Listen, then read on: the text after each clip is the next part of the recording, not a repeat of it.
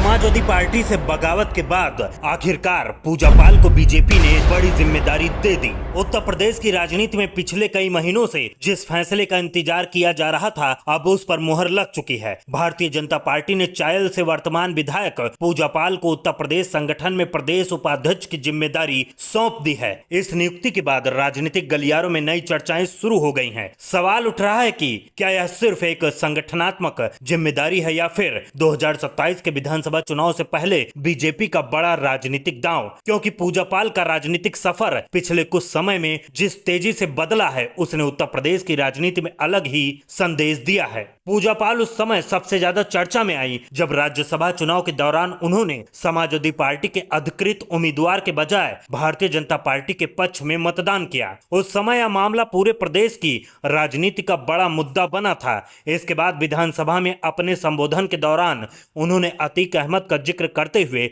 मुख्यमंत्री योगी आदित्यनाथ की कानून व्यवस्था की खुलकर सराहना की। उन्होंने कहा कि प्रदेश में माफिया राज पर कार्रवाई हुई और उन्हें न्याय मिलने का भरोसा मिला। इस बयान ने समाजवादी पार्टी को असहज स्थिति में ला दिया। इसके बाद उनके और समाजवादी पार्टी के रिश्तों में दूरी बढ़ती चली गई और अंततः पार्टी ने उनके खिलाफ कार्रवाई करते हुए उन्हें बाहर का रास्ता दिखा दिया। वहीं लोकसभा चुनाव के दौरान भी पूजा पाल लगातार बीजेपी के समर्थन में सक्रिय दिखाई दी, जिससे यह लगभग तय माना जाने लगा कि उनका भविष्य अब भगवा दल के साथ ही जुड़ चुका है। कुछ समय पहले जब उत्तर प्रदेश मंत्रिमंडल विस्तार की चर्चा तेज हुई तो राजनीतिक गलियारों में पूजा पाल का नाम भी मंत्री पद के संभावित उम्मीदवारों में लिया जाने लगा। कई तरह की अटकलें लगी, लेकिन मंत्रिमंडल में उन्हें जगह नहीं मिली। हालांकि बीजेपी ने अब प्रदेश उपाध्यक्ष जैसा महत्वपूर्ण संगठनात्मक पद देकर यह संकेत जरूर दे दिया कि पार्टी उन्हें केवल एक विधायक के रूप में नहीं देख रही, बल्कि 2027 के चुनाव में बड़ी रणनीति का हिस्सा मान रही है। इसी संगठनात्मक बदलाव में कई अन्य नेताओं को भी नई जिम्मेदारियां दी गई हैं, जिससे साफ है कि बीजेपी चुनाव से पहले अपने संगठन को बूथ स्तर तक मजबूत करने की तैयारी में जुटी है। राजनीतिक जानकारों का मानना है कि इस फैसले के पीछे केवल संगठन विस्तार नहीं, बल्कि सामाजिक समीकरण भी बड़ी वजह है। उत्तर प्रदेश की राजनीति में पाल समाज का प्रभाव कई जिलों में माना जाता है और सभी प्रमुख दल इस वर्ग को अपने साथ जोड़ने की कोशिश कर रहे हैं। ऐसे में पूजा पाल को बड़ी जिम्मेदारी देकर बीजेपी ने यह संदेश देने की कोशिश की है कि पार्टी पिछड़े वर्गों के बीच अपनी पकड़ और मजबूत करना चाहती है। अब सबसे दिलचस्प मुकाबला 2027 के विधानसभा चुनाव में देखने को मिल सकता है। एक और बीजेपी नए चेहरों और नए सामाजिक समीकरणों के साथ मैदान तैयार कर रही है, तो दूसरी ओर अखिलेश यादव के सामने भी संगठन को एकजुट रखने और टिकट वितरण की बड़ी चुनौतियां होंगी।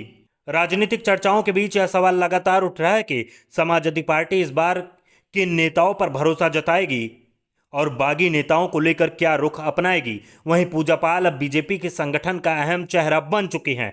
ऐसे में सबकी नज़र इस बात पर रहेगी कि क्या उन्हें केवल संगठन तक सीमित रखा जाएगा या फिर 2027 के विधानसभा चुनाव में भी बीजेपी उन्हें बड़ा राजनीतिक दांव बनाकर मैदान में उतारेगी।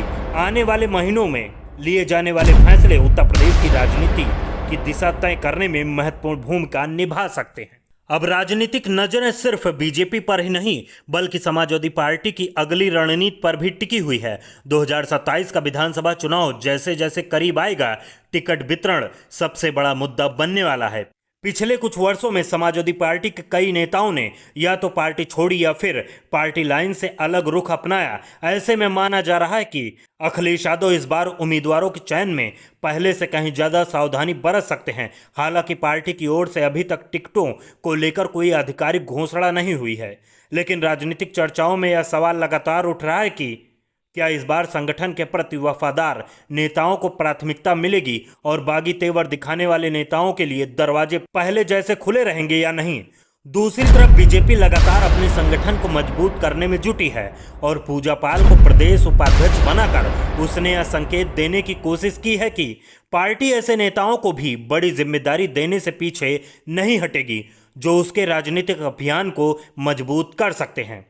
वहीं पूजा पाल की राजनीतिक भूमिका अब पहले से कहीं ज़्यादा महत्वपूर्ण मानी जा रही है। वह वर्तमान में चायल से विधायक हैं और अब संगठन में भी बड़ी जिम्मेदारी संभाल रही है। ऐसे में संभावना भी जताई जा रही है कि आने वाले समय में उन्हें केवल संगठन तक सीमित नहीं रखा जाएगा, बल्कि चुनावी रणनीति और प्रचार अभियान में भी प्रमुख भूमिका दी जा सकती है। खासकर कौशाम्बी, प्रयागराज और आसपास के उन इलाकों में जहां पाल समाज का प्रभाव माना जाता है, वहां बीजेपी उन्हें एक मजबूत चेहरे के रूप में सामने ला सकती है। दूसरी ओर समाजवादी पार्टी भी इस वोट बैंक को अपने पास बनाए रखने की पूरी कोशिश करेगी। ऐसे में 2027 का मुकाबला केवल दो दलों के बीच नहीं, बल्कि सामाजिक समीकरणों और संगठनात्मक ताकत भी बड़ी परीक्षा बनने जा रहा है। अब देखने वाली बात यह होगी कि बीजेपी का यह दांव चुनावी मैदान में कितना असर दिखाता है और समाजवादी पार्टी इसका जवाब किस रणनीति के साथ देती है। यही सवाल आने वाले दिनों में उत्तर प्रदेश की राजनीति की सबसे बड़ी चर्चा बन सकता है। अब सवाल सिर्फ पूजा पाल तक सीमित नहीं है, बल्कि समाजवादी पार्टी की पूरी चुनावी रणनीति पर उठ रहा है। 2027 के विधानसभा चुनाव को देखते हुए अखिलेश यादव लगातार संगठन को नए सिरे से मजबूत करने में जुटे हैं। पार्टी का पूरा फोकस पीडीए के साथ साथ महिला वोट बैंक और मजबूत करने पर भी बताया जा रहा है। यही वजह है कि महिला कार्यकर्ताओं और महिला नेताओं को संगठन में ज्यादा सक्रिय करने की कोशिश की जा रही है। दूसरी तरफ अखिलेश यादव टिकट वितरण को लेकर भी लगातार सख्त संदेश देते रहे हैं। उन्होंने साफ कहा कि किसी सांसद, विधायक या बड़े नेता की सिफारिश के आधार पर टिकट नहीं मिलेगा। टिकट उसी नेता को दिया जाएगा जिसकी जनता के बीच मजबूत पकड़ होगी, जो जमीन पर लगातार सक्रिय रहेगा और जिसकी जीतने की क्षमता सबसे ज्यादा होगी। साथ ही उन्होंने यह भी संदेश दिया है कि पार्टी विरोधी गतिविधियों को हल्के में नहीं लिया जाएगा और उम्मीदवारों के चयन में अनुशासन को भी महत्व दिया जाएगा। राज्यसभा चुनाव की बात करें तो समाजवादी पार्टी के कई विधायकों ने पार्टी लाइन से अलग जाकर बीजेपी उम्मीदवार के पक्ष में मतदान किया था। इसमें मनोज कुमार पांडे, अभय सिंह, राकेश प्रताप सिंह और पूजा पाल जैसे नाम चर्चा में रहे।